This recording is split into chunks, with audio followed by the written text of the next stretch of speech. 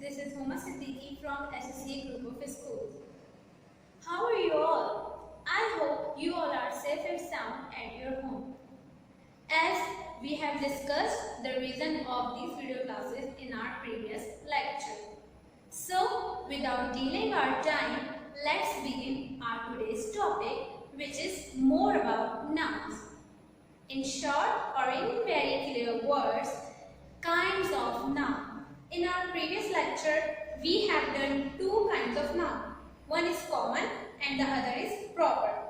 So, let's move on to know more about noun. Two kinds of noun in our very first lecture. That was common and proper. Let's have a short review of that. Common is a word that is generic or general, which has no specific name, and proper nouns are those which have a specific name. So, along with these two kinds, let's move on to the next kinds we are going to discuss four kinds about. Here you can see I have pasted that play card for your convenience to understand more about nouns. But first, have a look on these two kinds of noun. Number one, common, and number two, proper. We have discussed the above two. Now, let's continue with the countable nouns. What are basically countable nouns? The third kind is countable. As you can see, the word countable is telling itself the meaning which is countable, means you can count them. Countable nouns are those which can be counted. It may be singular or plural, but it should be countable. One book means only a single book, so as singular it is countable. Another, plural. Plural means many books. Many means there may be 3 books, 10 books, 5 books, how many there are, but many is telling about the books and it is countable as well. So in the sense of singular, one book, and in plural, many books. So both of them are countable. You can count countable nouns. Count them easily. Uncountable nouns are those which cannot be counted. Obviously, uncountable means unable to count, the things which you cannot count. Like milk. Now tell me, can you count milk? Obviously, you cannot count milk. Number 2, water. Can you count water? No, you cannot count water. So, these are uncountable nouns. But for uncountable nouns, we can use a measurement unit like 1 liter of milk. Now, the 1 liter is unit, but milk is noun. Milk is still uncountable. So, a liter is a unit for milk and milk is uncountable noun. Here there are many examples of uncountable noun around you. Like you drink water, water is uncountable. You drink milk, milk is uncountable. You fill up your bike tank with a fuel or petrol, that is also uncountable. And some more examples you should think, like you eat butter. Can you count butter? No, obviously we cannot count butter. We eat rice. Rice is also uncountable. So, the nouns which cannot be counted is called uncountable noun. And here I have made it more clear with some examples. The fifth kind which we are going to discuss is concrete noun. What is concrete noun? Concrete nouns refer to those nouns which you can see or touch. Again, I am repeating the definition for your convenience.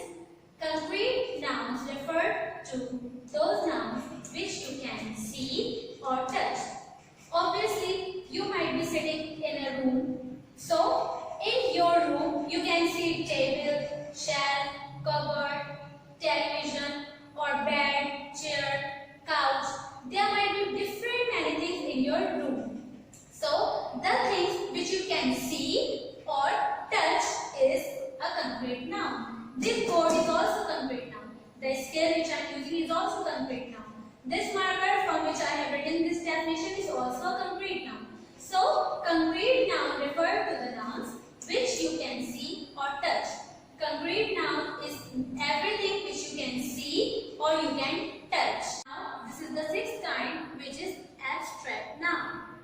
Countable noun, uncountable noun and concrete nouns were easy to understand. But maybe this can be new for you. So let's discuss abstract noun. Abstract noun denotes the objects which you cannot see and touch, but you can feel it. It may be idea as well. Dear students, as you can feel abstract noun. So abstract noun is something which you cannot see or touch. This is vice versa of concrete noun. You can touch or see concrete noun, but you cannot touch or see abstract noun. Abstract noun can be your feelings or ideas that you can say or express in your words. Also, as we have some examples here, there is much air in the room. Air is abstract noun because you can feel air.